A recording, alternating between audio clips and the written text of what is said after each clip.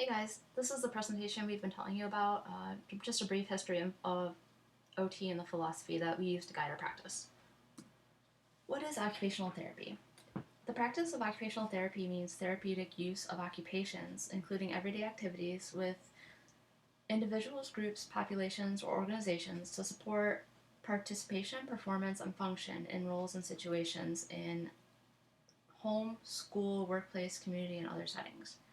Occupational therapy services are provided for habilitation, rehabilitation, and the promotion of health and wellness to those who have or are at risk for developing an illness, injury, disease, disorder, condition, impairment, disability, activity limitation, or participation restriction.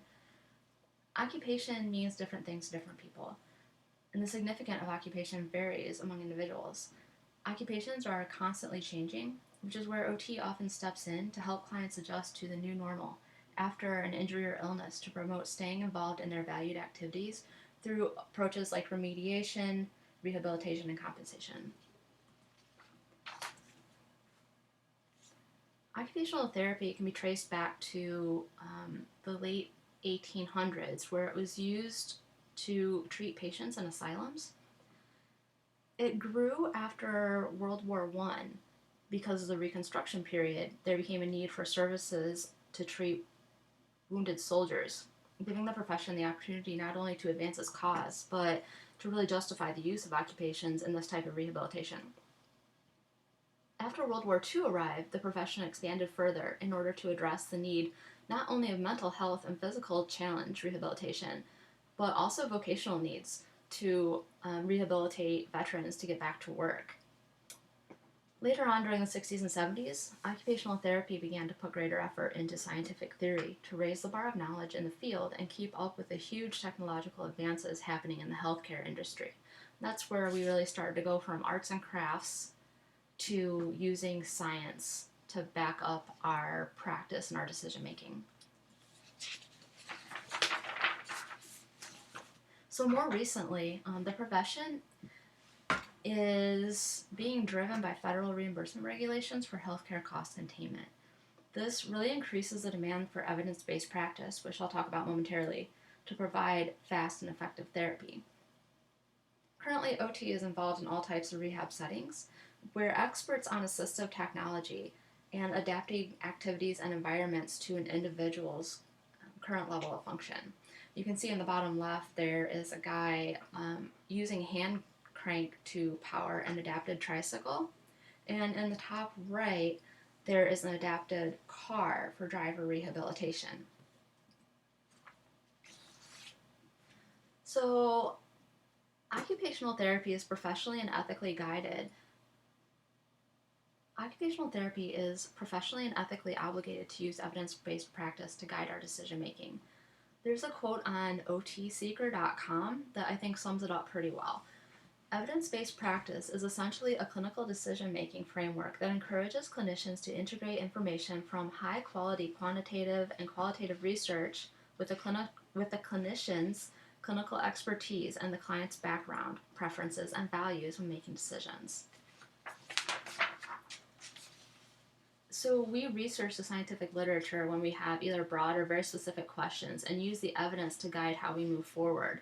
And it's not only the right thing to do for our patients, but also our professional standing in allied health and socioeconomic atmospheres really requires that at this time.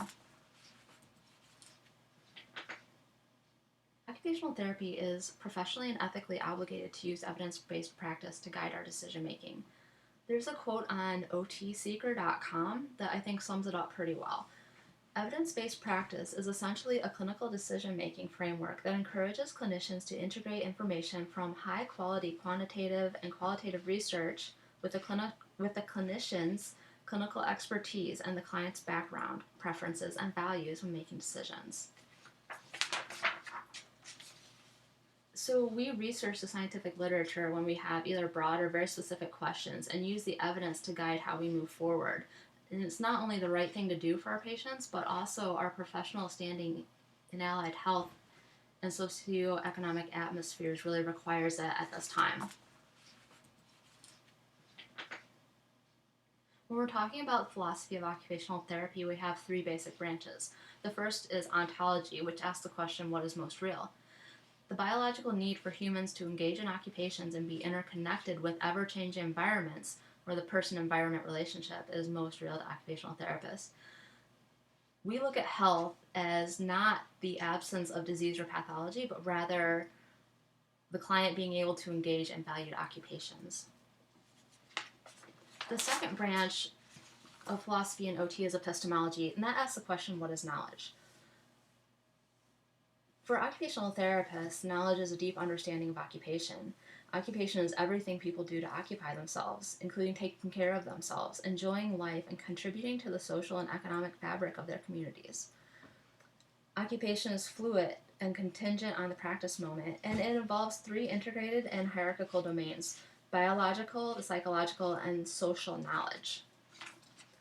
The third branch of OT philosophy is axiology, and that asks, what is the right action? To help us make the right decisions for our clients, we use collaborative practice and make our practice occupation-centered and client-centered. And we look at clients and environments as a whole. In one of our textbooks, a chapter by Hooper and Wood states occupations that are meaningful to clients, where they occur and with whom, the habits with which occupations are carried out, and the routines that help organize them, and even the musculoskeletal patterns used to perform them, occur in an interconnection between the environment and the client. That leads us to the person, environment, occupation, performance model. This is one of the main models that occupational therapists use to treat clients. In this model, a person is the characteristics and diagnoses of the client. Environments are the settings the client resides in or functions that can impact his or her functioning. Occupations are the activities that a person does throughout the day, and performance is based on the level of functioning to complete tasks. All of these elements need to be integrated as a whole and are interdependent of one another. When one is not considered, other areas will not improve as much. So this is a really dynamic system where a change in one part affects the others greatly.